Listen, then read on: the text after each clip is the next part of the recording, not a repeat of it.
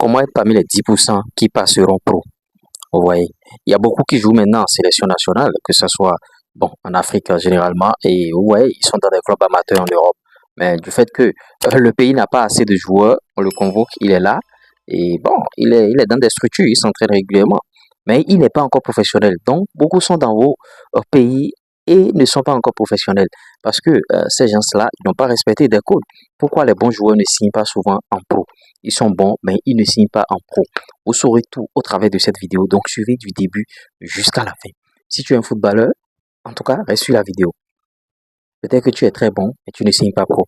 La première des choses, c'est que peut-être que, bon, côté relationnel, tu n'as pas un bon comportement, tu n'es pas discipliné, tu parles mal à tout le monde. Quand les formateurs parlent, c'est toi qui es là en train de ronchonner parce que tu fais confiance bien sûr à ton talent, alors qu'aujourd'hui au football, le talent seul ne suffit pas.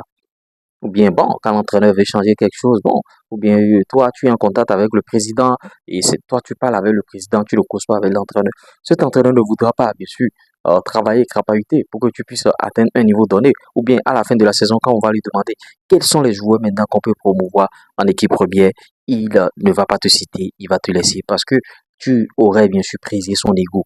Donc, voilà le premier point qui fait souvent que, bon, beaucoup de footballeurs ne passent pas à pro malgré leur talent. Pourquoi les bons joueurs ne signent pas un contrat pro? Parce que sur 100 joueurs, c'est 10 seulement qui vont signer bien sûr ce Graal.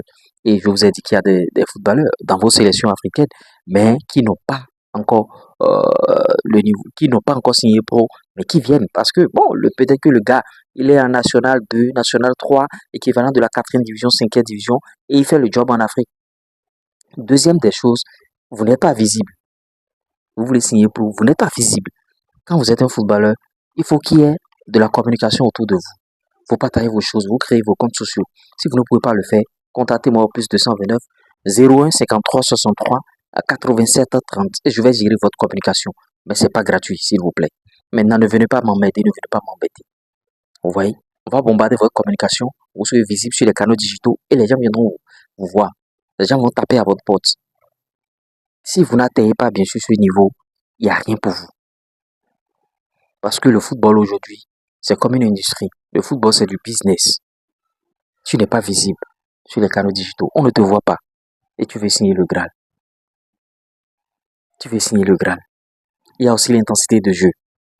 Tu es dans ta zone de confort. Tu es dans ton club, dans ton petit village. Et tu te dis déjà que tu sais jouer, tu sais faire tout ce que tu veux. Et tu vas en test dans un club beaucoup plus huppé. L'intensité de jeu va jouer sur toi. Je m'explique. Peut-être que dans ton club, dans ton village, l'éducateur qui est là n'a pas un niveau élevé. Et vos séances d'entraînement sont des séances bâclées. Une fois, quand tu vas en test dans un club professionnel, tu vas voir le niveau de jeu sera très très élevé. Tu comprends? Maintenant, tu vas commencer par te perdre. Tu vas commencer par faire du n'importe quoi. C'est pourquoi les séances d'entraînement dans des clubs qui se respectent, la séance d'entraînement est déjà très très élevée. Là, quand tu viens en match, tu te retrouves.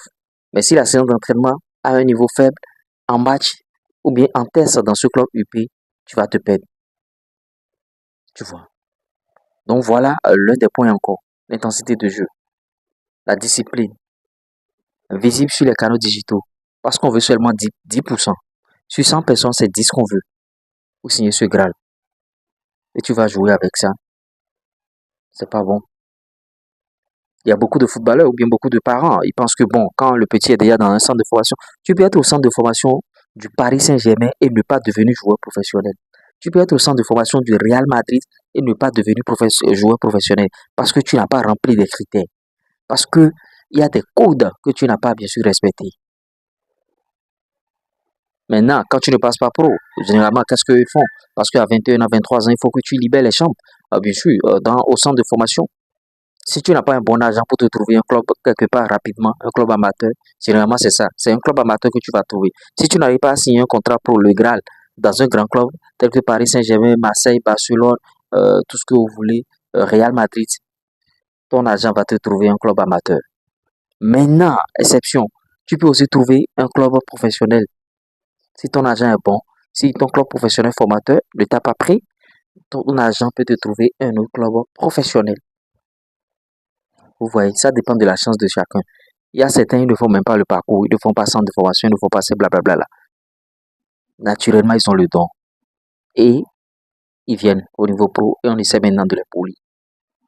Donc voilà euh, pourquoi les bons joueurs ne signent pas des contrats professionnels. Vous allez faire vos analyses, vous allez donner vos avis par rapport à tout ça. On essaiera d'en débattre. Allez, ciao.